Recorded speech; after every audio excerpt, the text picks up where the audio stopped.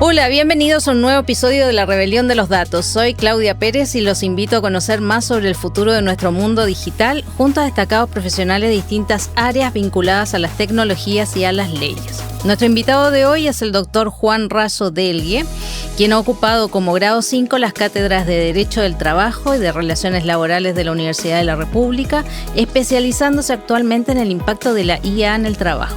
Además, es miembro del número de la Academia Iberoamericana del Derecho de Trabajo y la Seguridad Social y autor de libros y más de 150 artículos publicados en países latinoamericanos y europeos. Hola, doctor Raso, ¿cómo está? ¿Qué tal? ¿Qué tal? ¿Todo bien por aquí? ¿Cómo andan por ahí? Muy bien, un honor tenerlo nuevamente en La Rebelión de los Datos. A los oyentes compartirles que el doctor Raso ya nos acompañó en los primeros episodios de la primera temporada y nos quedaron un montón de temas pendientes. Antes que todo, vamos a cumplir con el código de honor de la rebelión, que es: yo acepto que soy 100% humana sin intervención de IA. ¿Acepta usted también? Acepto, por supuesto. Perfecto. Doctor Raso, el tema que nos convoca hoy es hablar sobre el trabajo en la era de la IA, que es adaptarse o desaparecer. Y para contextualizar, según un artículo del diario La Vanguardia de ahora de enero 2025, la robótica china está dando un salto cualitativo con las nuevas propuestas que democratizan el acceso a la tecnología. El robot G1 Un-Tri destaca que por sus capacidades avanzadas incluyen la limpieza del hogar, la preparación del desayuno y todo ello respaldado por un sistema de control de voz y a una autonomía de 2 horas en batería. Y por otra parte, hace unas semanas también Elon Musk nos predijo el fin de las profesiones como la de los médicos y abogados y que solo servirán de backup o de respaldo biológico. Así que con este panorama, en 2024 se ha visto una aceleración en el desarrollo de la IA y la competencia entre grandes plataformas. ¿Cómo cree usted que este avance afecta al mercado laboral y en la región hoy en día? Yo creo que la inteligencia artificial es un sistema que viene a construir, a desarrollar nuevos trabajos, nuevas actividades, nuevos usos y costumbres. El problema que destruye viejos trabajos y construye nuevos trabajos. Uh-huh. Y como usted dijo, las transformaciones son muy aceleradas. Entonces es difícil que los viejos trabajadores o los trabajadores formados en competencias antiguas logren rápidamente reciclarse en esta cuestión, en estas oportunidades que da la inteligencia artificial. Entonces el panorama es severo, es serio, hasta es angustioso para millones de trabajadores en el mundo. Pero en esta situación creo que la peor estrategia es paralizarse con el miedo, ¿no? Yo siempre les digo a los estudiantes que los fabricantes de velas, las velas del siglo XIX, se sentían aterrorizados cuando apareció la electricidad. Decían, nos quedamos sin trabajo, se terminó el mundo. Y en cambio sabemos que la electricidad vino para construir nuevas posibilidades de trabajo. Lo mismo sucede con la inteligencia artificial. La inteligencia artificial tiene esa dualidad, esa ambigüedad.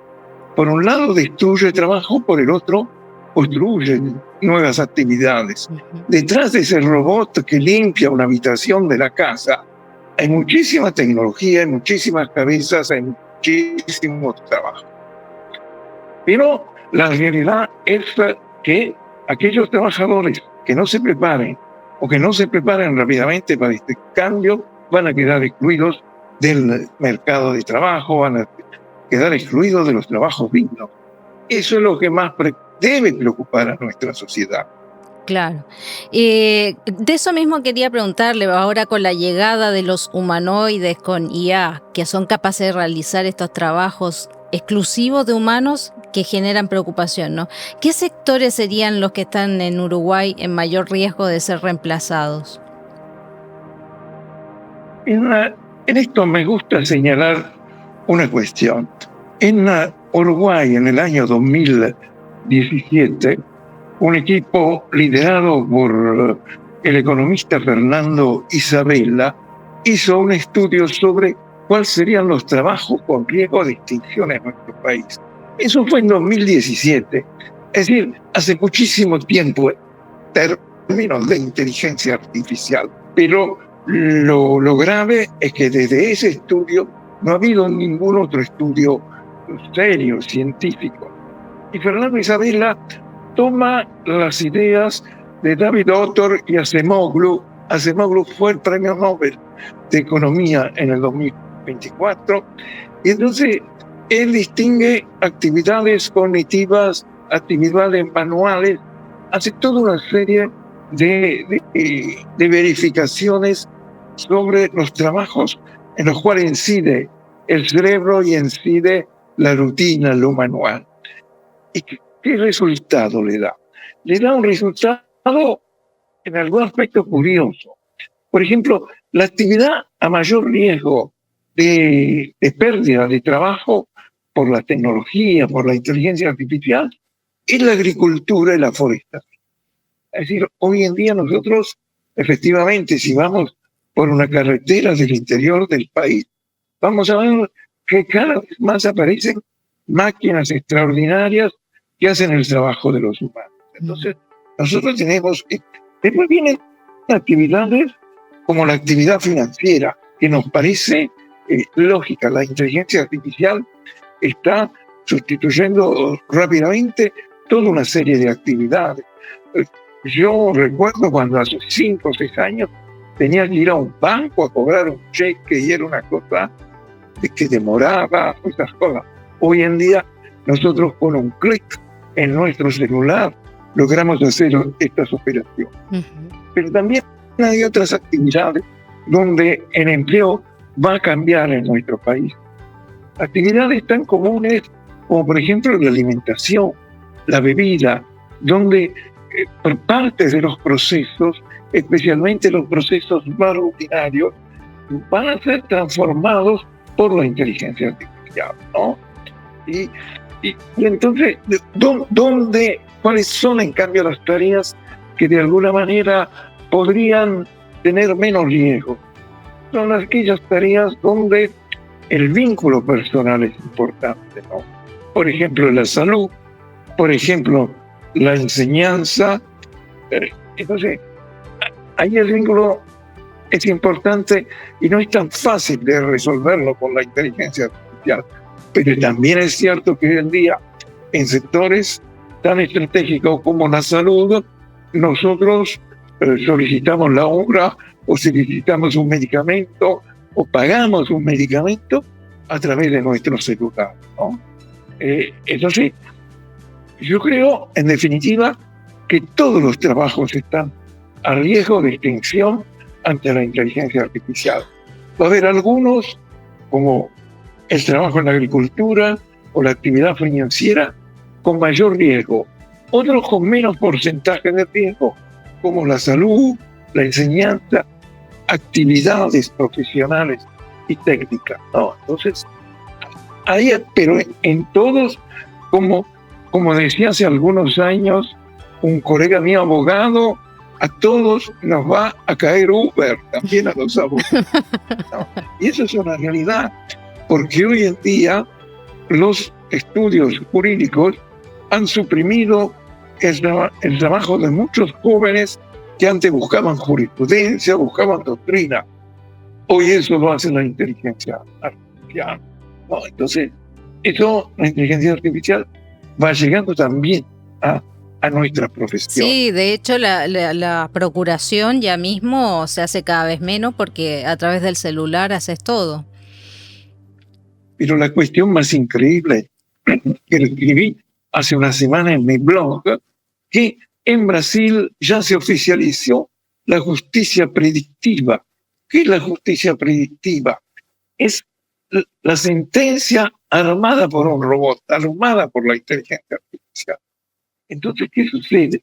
¿El robot te dicta la sentencia?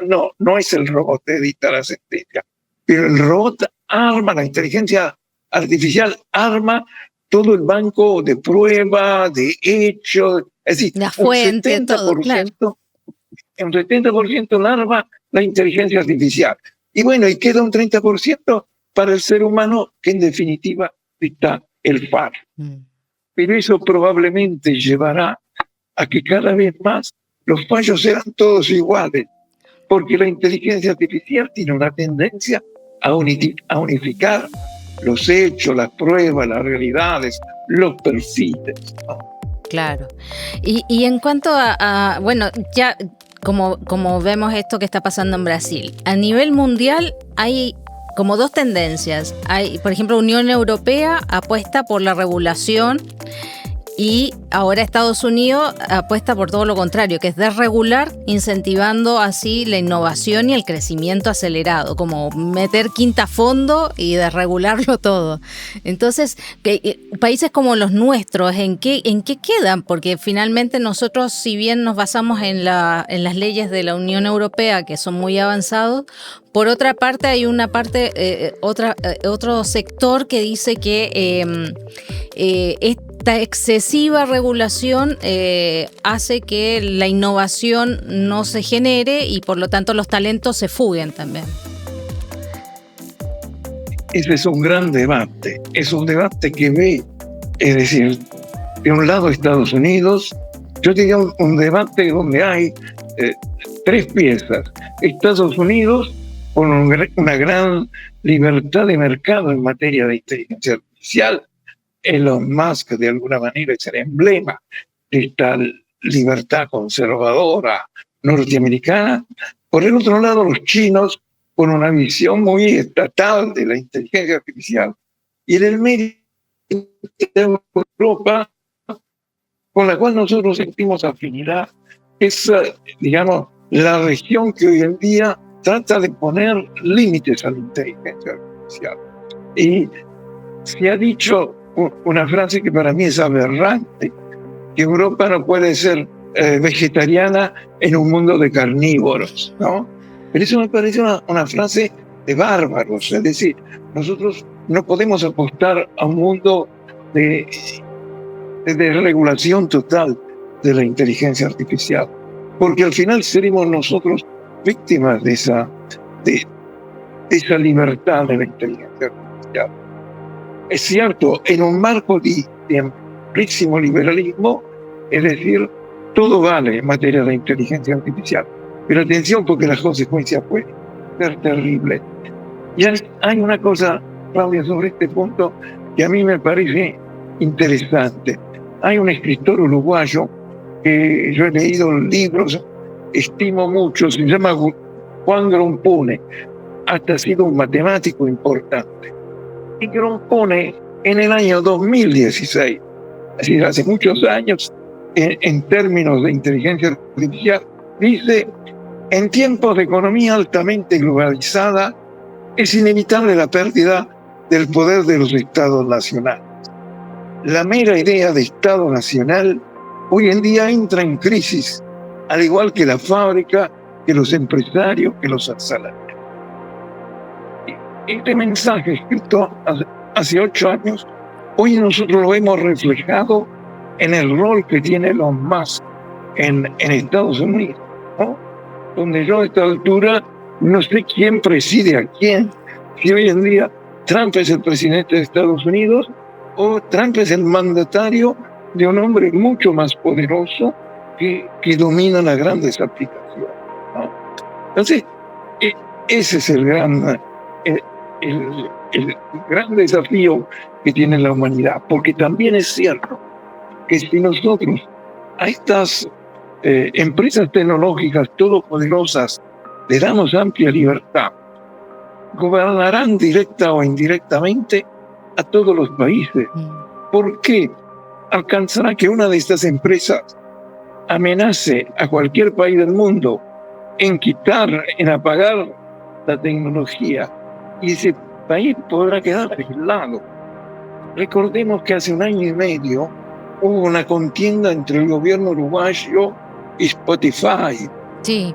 Una ley sobre derechos de autor del gobierno que uruguayo. Tuvieron que retrotraerse porque no... Sí, o sea, era más caro. Spotify dijo: si ustedes me aplican esta ley, yo me voy. Y el gobierno uruguayo cedió y Spotify sigue existiendo. Ese es un grave problema de una nueva etapa que de alguna manera nos retrocede a un mundo feudal. Sí, tecnofeudalismo se le... Y estaban los siervos de la gleba. Y ahora va a haber señores tecnológicamente feudales y nosotros que somos siervos de la gleba, ¿no? Nosotros, yo hablo de estas cosas, pero no soy inmune a la realidad. 4 o 5 veces por día aprieto un clic en el celular para aceptar, para poder leer una noticia, y no sé qué estoy firmando, no sé qué estoy aceptando, ¿no? Y en la medida que acepte todo esto, también voy a ir perdiendo cuotas más grandes de libertad, porque aquí se habla también de la libertad, ¿no? Claro. Sí, sí. ¿Y cómo debería prepararse el derecho laboral ante la contratación de trabajadores que tienen que competir con esta IA? Yo creo que en el futuro, es decir, el derecho laboral se construyó en un mundo homogéneo, el mundo de la industria, de la oficina, donde todos entrábamos a la misma hora, teníamos el mismo descanso, la misma licencia. Las nuevas tecnologías alimentadas por la inteligencia artificial nos llevan de un mundo homogéneo a un mundo diferenciado.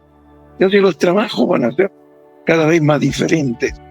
No va a haber trabajos de 8 horas, va a haber trabajos a demanda, va a haber trabajos intermitentes, va a haber trabajos subordinados, pero también trabajos autónomos. Hoy en día aparece esta nueva expresión de los nómadas digitales. Es una expresión nómada digital que está incluida en el portal de Uruguay 21. Es decir, no es un invento mío. ¿Y quién es el nómada digital? Es un señor que tiene su pequeña laptop y con la laptop accede a una oficina de empleo. Hay 10, 12, 20 oficinas de empleo globales que te permiten teletrabajar en cualquier parte del mundo. Entonces, eso es extraordinario, pero ¿qué derecho del trabajo va a regular a ese trabajador autónomo que trabaja en Uruguay, pero el servicio que presta es para Australia? Y el dueño de la aplicación tiene sede en Dinamarca.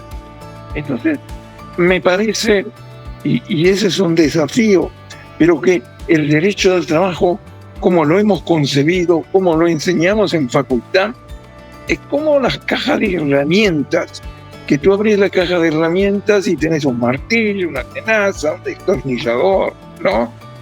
Pero la realidad hoy ha cambiado. Hoy tú no puedes arreglar un celular, una laptop, con un martillo y una tenaza. Y así sucede con el derecho del trabajo. Habrá que pensar a nuevas formas del derecho del trabajo. Quizás un derecho del trabajo con menos tutelas sobre hechos tradicionales, el lugar, el tiempo, la subordinación, pero con más tutelas en derechos ciudadanos, un derecho del trabajo universal donde no haya discriminación o haya la menor discriminación posible, donde haya una protección de los riesgos de la salud física y psicológica, donde haya tutelas contra medios tecnológicos invasivos de la propia privacidad. Es decir, un nuevo derecho al trabajo. Pero está todo muy en veremos.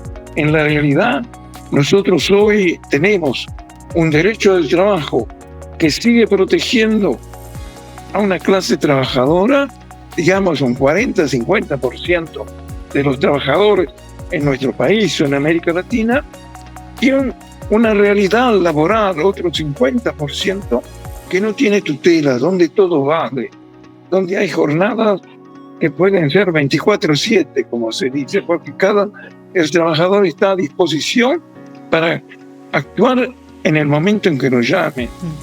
O pensar en un teletrabajador que trabaja para el mundo asiático y él tiene que trabajar de noche, porque en el mundo asiático es de día.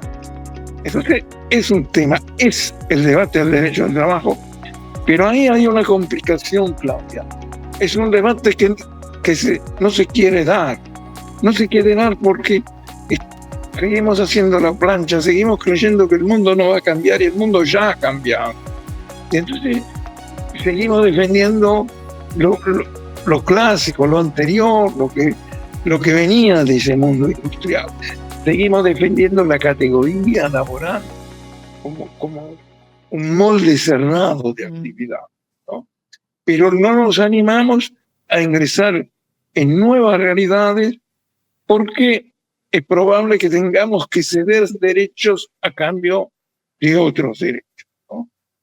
Entonces ese es un problema. Sí, sí, eso está complejo porque, por ejemplo, hoy en día hay empresas que, por un lado, para reducir los riesgos de sus trabajadores, por ejemplo, la minería está usando el metaverso, entonces ellos se ponen las gafas y con joystick hacen todo el trabajo, que por un lado supone un avance porque hay muchos riesgos en ese trabajo, pero también el trabajador tiene que consentir el dar todos los datos que toman esta tecnología. Entonces se van dando situaciones bastante complejas que no sé si están dentro del marco legal hoy en día, o a qué ampararse cuando pasa algo que no sabes por dónde el trabajador tiene ese resguardo y la tutela. Y donde hay mucha ignorancia. Claro, tú imagínate, yo voy a un lugar donde hago gimnasia, ¿no? En este lugar donde entro, yo pongo la cara frente a una pantalla y la pantalla ve mi cara y me abre la puerta. Yo no tengo llave, no tengo nada, voy, entro, salgo. Y estoy muy feliz porque me siento cómodo, es fácil, es amigable el sistema para entrar. Pero no me doy cuenta que esa pantalla me está buscando todos los datos biométricos de mi persona, toda la privacidad completa de mi persona entra a través de esa pantalla en un banco de datos. Y me siento contento. Entonces, sí, deberíamos empezar para construir una facultad de la inteligencia artificial en el marco de la Universidad de la República, que quiero mucho, porque hay cuestiones que hemos naturalizado a tal punto que no nos damos cuenta de cómo actúan sobre nosotros. Totalmente. Ese es un gran problema. Y en algunos países estaba leyendo que se estaba debatiendo incluso la idea de poner un impuesto a la automatización o a las empresas que sustituyan a los trabajadores, porque va a haber menos jubilados. O sea, se va a dar este fenómeno de que el Estado está recaudando menos porque hay trabajadores como estos casos que trabajan hacia otros países, no aportan a la seguridad social porque hay un vacío legal allí. Entonces van a quedar a la suerte de lo que le pueda brindar el Estado el día de mañana. Es todo un tema. Es todo un tema realmente importante. Nosotros vivimos en una sociedad actual bien extraña, porque yo creo que con la ayuda de la inteligencia artificial, de las tecnologías, la automatización, nunca nuestra sociedad ha sido tan rica, nunca ha producido tanto. Pero la paradoja es que en un momento de gran riqueza de la sociedad, vemos que hay personas que no pueden acceder a esa riqueza. ¿Por qué no pueden acceder? Porque el salario o la jubilación históricamente fueron el puente para acceder al consumo. Hoy, sin un salario o sin una jubilación digna, no hay forma de acceder. Entonces, ¿qué quiere decir esto? Esto quiere decir que necesariamente los estados van a tener que buscar fórmulas fiscales para grabar a los robots, ¿no? Pero ¿cómo se graba a los robots? Se graba imponiendo tributos, evidentemente, a la producción que los robots dan. A mayor riqueza, va a haber impuestos necesariamente sobre esa riqueza. Y esos impuestos después van a derivar en sustentar jubilaciones, ¿no? Porque las jubilaciones antes se sustentaba sobre el salario, pero además sobre la idea de un trabajador que realizaba durante 30 años más o menos el mismo trabajo. Claro. Hoy el trabajador un día es subordinado, un día es autónomo, un día es informal. Entonces va a haber una destrucción de las finanzas de la seguridad social si nosotros no lo sustituimos con otras formas de tributación. Ya ese tributo tripartito de ese modelo keynesiano de los años 50 del siglo pasado no funciona. Entonces hay que buscar, así como a mí nunca me ha gustado hablar mucho de la renta básica universal, pero hay una realidad. Esos trabajadores expulsados del sistema tecnológico y que ya no van a poder reingresar, porque ya no van a tener la voluntad o la capacidad de recalificarse, ¿cómo van a vivir o cómo van a subsistir? Claro. Entonces, ahí la renta básica universal va a ser una necesidad, porque si nosotros no pensamos en algo así, ese trabajador inevitablemente va a ir hacia el mundo de la criminalidad organizada. Ese es la gran paradoja. En el capitalismo de Elon Musk, en el capitalismo de la inteligencia artificial, la revolución no la harán las ideologías, la revolución la hará la criminalidad organizada. Por eso hoy vemos países como en este momento que hay elecciones, países de América Latina como Ecuador, donde es muy difícil separar el crimen organizado de la conducción política, ¿no? de cualquier ideología. Entonces, nosotros tenemos que crear amortiguadores contra esa posibilidad y cada vez más personas busquen en el delito una forma de sustento, ¿no? De sustitución del salario. Claro. Y profesor, ¿y cuál sería el rol de los sindicatos ahora para la adaptación de sus trabajadores? Porque están como tan silenciosos en cuanto a este tema. Yo tengo una relación muy buena con las organizaciones sindicales. Y entonces, hace 4 o 5 años vengo insistiendo muchísimo sobre la necesidad que las organizaciones sindicales tomen conciencia de esta realidad, por tomar conciencia para después negociar, para que después buscar soluciones en la vía negocial o en la vía legal de protección de los trabajadores, ¿no? Por ejemplo, te hago un ejemplo. Supongamos que una empresa introduzca una nueva tecnología. Debería haber algún acuerdo que la empresa se obliga a formar a sus trabajadores para nuevas tecnologías, impidiendo que despida a los viejos trabajadores y contraten a nuevos. Esto debe ser un objetivo del sector. Yo he insistido mucho y con mucha alegría. En octubre pasado se realizó el lanzamiento en el marco del PIT-CNT, en la Organización de Cúpula Sindical Uruguaya, de un llamado Documento Cero sobre Inteligencia Artificial. Un documento muy serio, construido con el apoyo de la Fundación Friedrich Ebert, y me parece que es un punto de arranque. También te digo que para el sindicato no es muy fácil manejar los temas de inteligencia artificial, porque si yo le digo a los trabajadores, vamos a la lucha para un 10% de mejora salarial, bueno, voy a encontrar solidaridad en los trabajadores, voy a encontrar un interés. Pero si le digo, vamos a la lucha o vamos para el derecho a la transparencia del algoritmo, ahí me parece que es mucho más difícil convencer.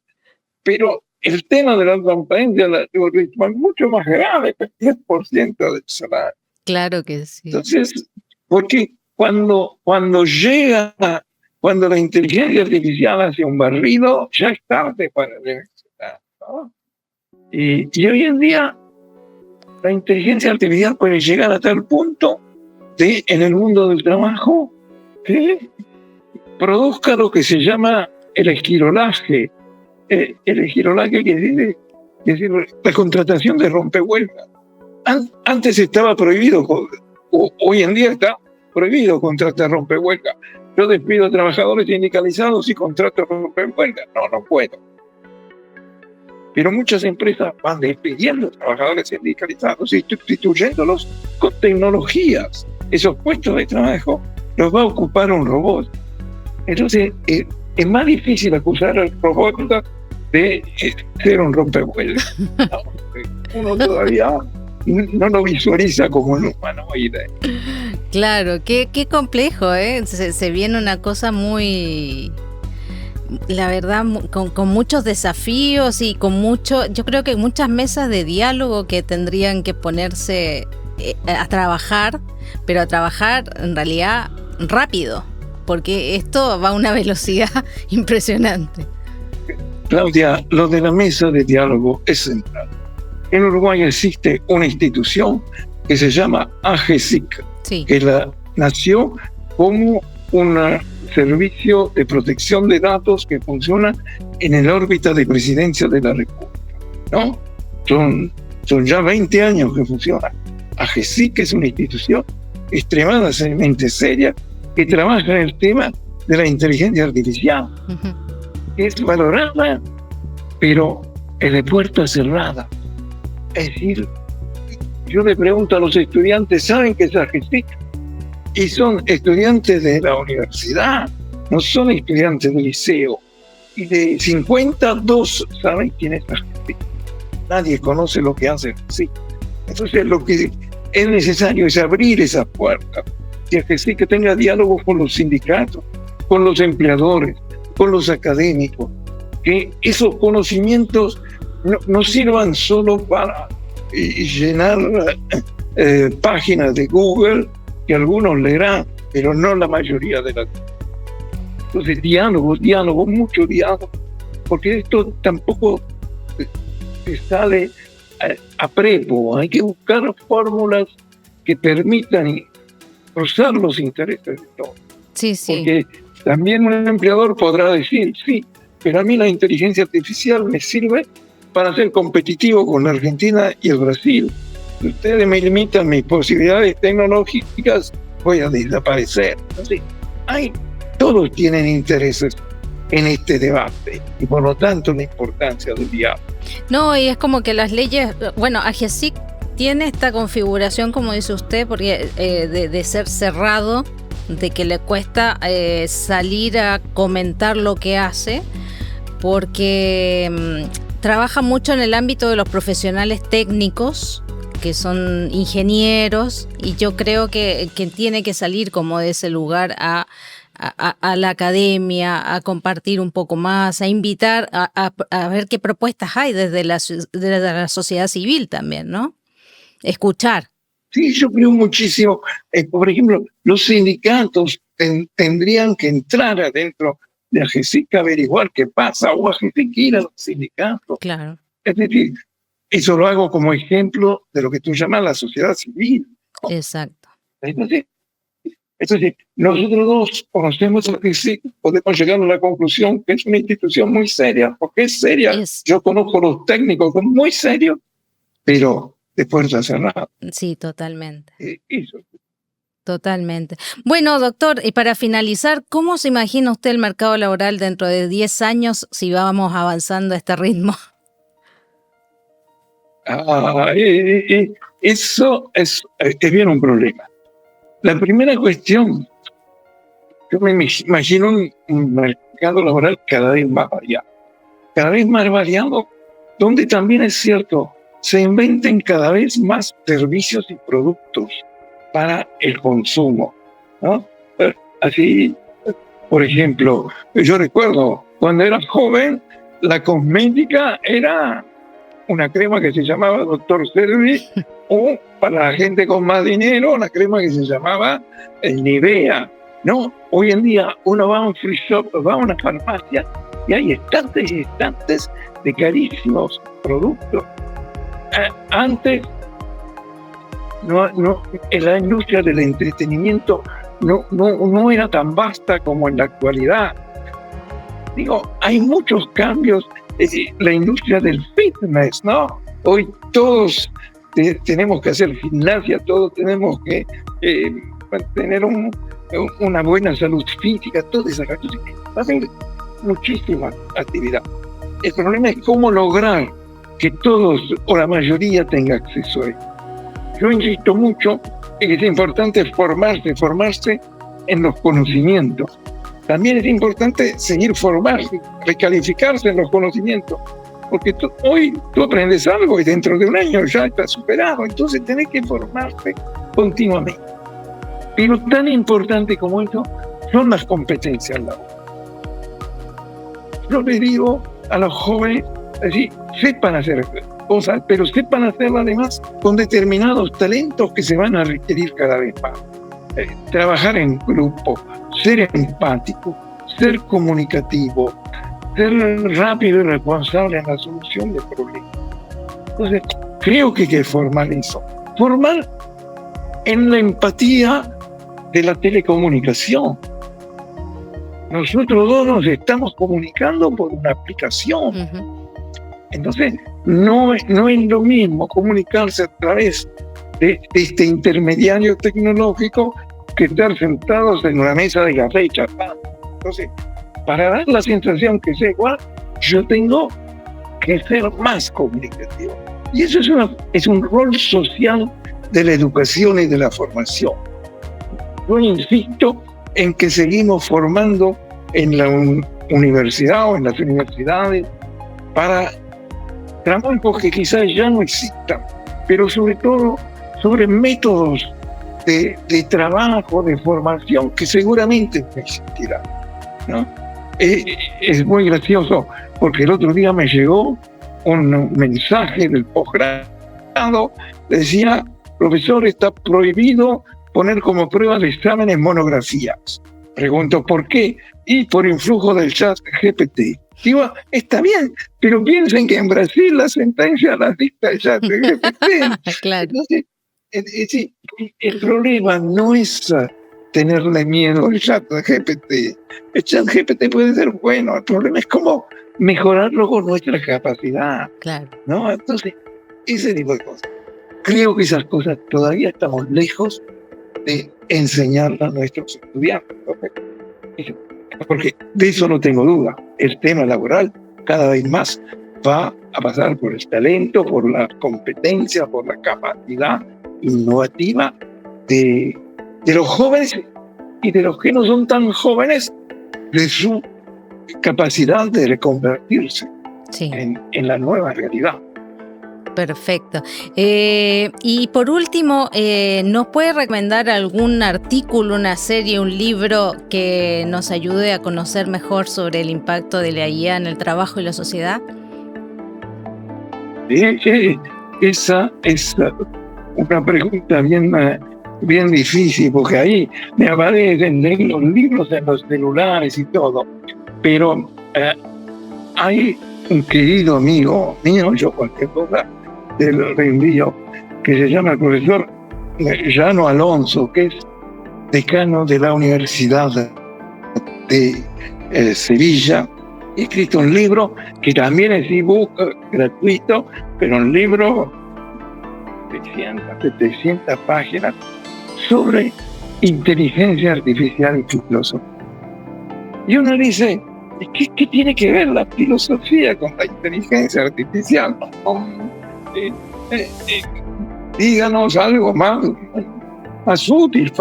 No, yo creo que hoy en día, que es una época de grande transformación tecnológica, es necesario pensar en cómo nos afectará nuestra vida social, nuestra vida familiar. Y eso es la filosofía. La filosofía es pensar la propia vida, es pensar cómo nos impacta el mundo exterior en nuestra realidad, ¿no? Y eso era así en la Grecia de Aristóteles. Hoy Entonces yo después les voy a mandar este libro, ese ebook, porque ahí hay muchas cosas que nos permiten acercarnos con una visión un poquito más sabia a los desafíos del futuro. Perfecto, entonces. Bueno, llegamos al final de este episodio de La Rebelión de los Datos, donde exploramos con el doctor Juan Raso el impacto de la inteligencia artificial en el mercado laboral, los desafíos que enfrentaremos como sociedad y las oportunidades que pueden surgir si nos preparamos adecuadamente. Su visión sobre la regulación, la transformación del empleo y la adaptación de los trabajadores nos va a dejar mucho para reflexionar, así que después me manda el link del libro y lo ponemos cuando subamos el capítulo a las redes sociales. Muchas gracias, doctor. ¿Y su blog cómo es? Pongan simplemente en Google el blog de Juan Raso y ya está. Perfecto. El blog de Juan. El algoritmo ya los direcciona. Perfecto. Muchísimas gracias, doctor, y nos vemos en la próxima episodio de La Rebelión de los Datos. Chao, chao. Gracias por esta oportunidad. Hasta luego.